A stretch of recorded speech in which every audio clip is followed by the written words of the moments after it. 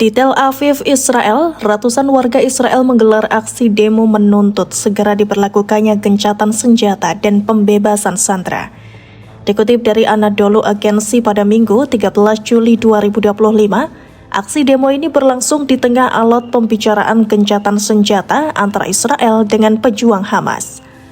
Warga Israel pun khawatir gencatan senjata ini kembali tidak terlaksana, sehingga pembebasan sandera pun kembali tertunda. Mereka mendesak pemerintahan Benyamin Netanyahu untuk segera menyetujui gencatan senjata hingga keluarga mereka bisa kembali.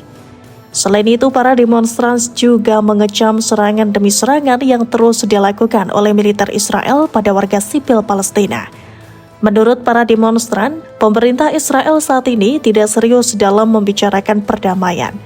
Dan ini menjadi petanda pemerintah Israel tidak peduli dengan keselamatan saudara-saudara mereka yang masih ditahan pejuang Hamas. Salah satu syarat gencatan senjata yang masih ditentang oleh pejuang Hamas adalah tuntutan mereka agar militer Israel sepenuhnya keluar dari Palestina. Sementara pihak Israel bersikeras militer Israel tetap mengatur keamanan di wilayah Palestina. Di sisi lain, Netanyahu baru saja pulang dari Amerika Serikat setelah bertemu dengan Presiden Amerika Serikat Donald Trump. Pesawatnya mendarat di Bandara Internasional Ben Gurion pada Jumat 11 Juli 2025. Namun pertemuan Netanyahu dengan Trump tidak menghasilkan keputusan yang jelas. Keduanya sempat menyinggung upaya pemindahan paksa warga Palestina dari Gaza, namun poin-poin terkait gencatan senjata masih samar. Sebelumnya, puluhan ribu warga Israel telah berulang kali melakukan unjuk rasa di Tel Aviv dan Yerusalem untuk mendesak Perdana Menteri Israel Benyamin Netanyahu agar membebaskan sandera lewat gencatan senjata. Gelombang unjuk rasa yang terus membesar di Israel semakin menekan pemerintahan Netanyahu. Mereka mengancam jika Netanyahu tidak bisa membebaskan sandera untuk mundur dari jabatannya. Di Kibbutz Nir Oz, ratusan warga juga menggelar demo karena kecewa atas lambannya respon pemerintah sejak serangan Hamas 2023. Saat konvoi Netanyahu tiba di gerbang utama Nir Oz, puluhan demonstran sudah menunggu. Warga meneriakinya sebagai pengkhianat, koruptor, hingga pembunuh. Mereka juga membawa spanduk bertuliskan Tuan Pengabaian. Konvoi akhirnya masuk melalui gerbang belakang untuk menghindari protes.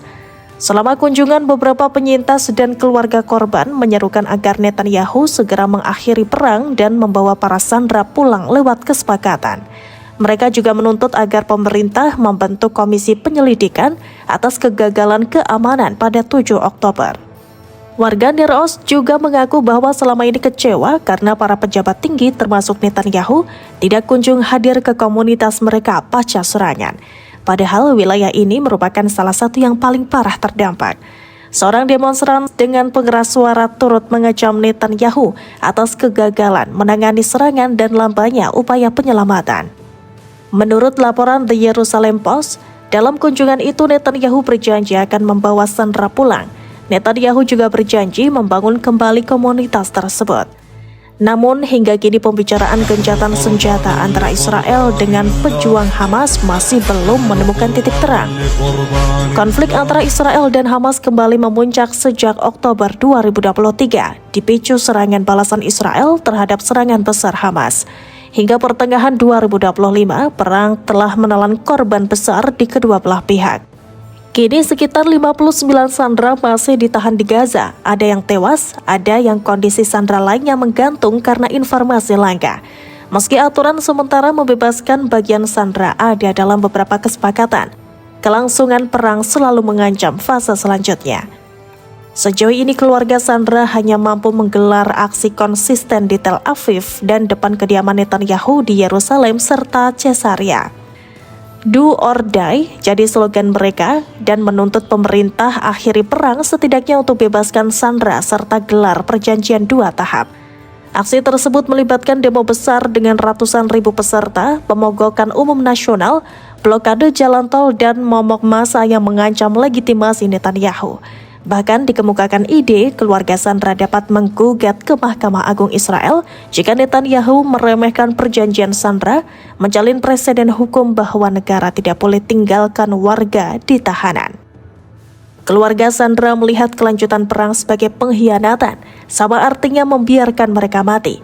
Mereka mulai kehilangan kepercayaan bahwa mereka hanya ingin pemerintah bebaskan semua, bukan sebagian dan bertahap. Sementara 50 lebih sandera yang sudah dibebaskan menyerukan agar kesepakatan gencatan dilaksanakan penuh demi keselamatan yang tertinggal.